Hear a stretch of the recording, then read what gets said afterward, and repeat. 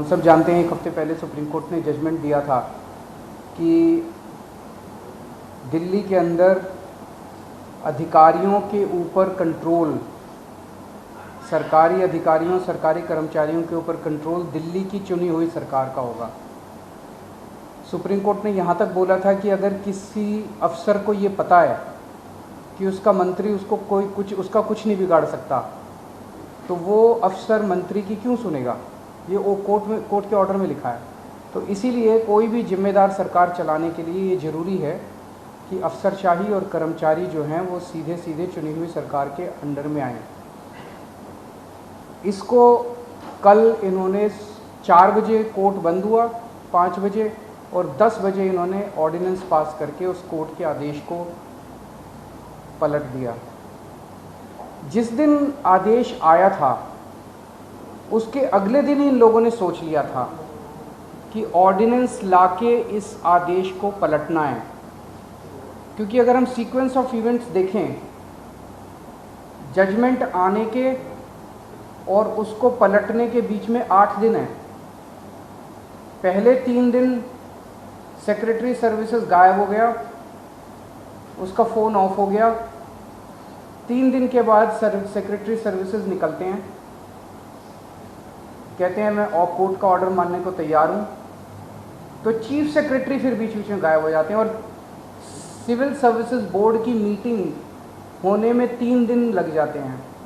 फिर फाइनली जब civil services board की मीटिंग होती है और एलजी के पास प्रस्ताव भेजा जाता है तो 2 दिन एलजी साहब बैठ जाते हैं उसके ऊपर। 8 दिन इन लोगों ने इस तरह से बिता दिए। ये सारे के सारे कोर्ट के बंद होने का इंतज़ार कर रहे थे कि कब कोर्ट बंद होगा, कब कोर्ट की छुट्टियां होगी और कब हम अध्यादेश लाएंगे। तो प्रश्न ये उठता है कि ये कोर्ट के बंद होने का इंतज़ार क्यों कर रहे थे कि जब कोर्ट बंद होगा तब हम अध्यादेश लाएंगे। पहले ले आते, जब कोर्ट की छुट्टियां नहीं चल रही थी, जब कोर्ट खुला था, जिस दिन अध्यादेश आया 3 दिन बाद, 4 दिन बाद, 5 दिन बाद ले आते। क्योंकि ये अंदर दिल के अंदर जानते हैं कि ये अध्यादेश पूरी तरह से गैर कानूनी, गैर संवैधानिक और जनतंत्र के खिलाफ है।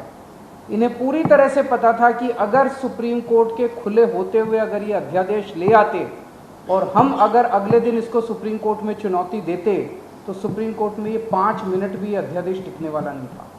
तो ये चाहते थे कि सुप्रीम कोर्ट बंद हो और उसके बाद ये अध्यादेश लेके आएँ। अंदर खाने ये भी जानते हैं कि ये अध्यादेश 5 मिनट भी टिकने वाला नहीं है। तो क्या इस अध्यादेश की लाइफ केवल 1.25 महीने की है जब तक सुप्रीम कोर्ट बंद है?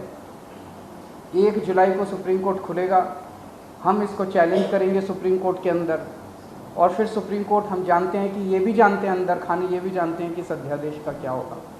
तो क्या ये अध्यादेश केवल इस 1.25 महीने की छुट्टियों के लिए लाया गया है? आज मैंने आप ही लोगों के चैनलों पे देखा कि ये कह रहे हैं कि हम इन्होंने रिव्यू पिटीशन फाइल कर दी है, किसी ने कॉपी भी भेजी है, शायद कर दी है या करने वाले हैं, कर दी है। रिव्यू पिटीशन का क्या मतलब रह गया? जब ऑर्डिनेंस लाके इन्होंने पूरे के पूरे जजमेंट को ख़त्म कर दिया तो जो जजमेंट ही नहीं बचा उसका रिव्यू का कैसा?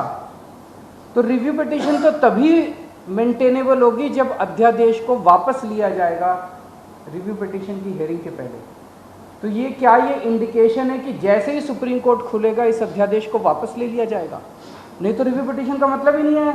जज तो यही कहेंगे कि भाई तुमने तो सारा हमारा जजमेंट खत्म कर दिया, तो रिव्यू पिटीशन किस बात की है? रिव्यू पिटीशन तो कुछ है ही नहीं।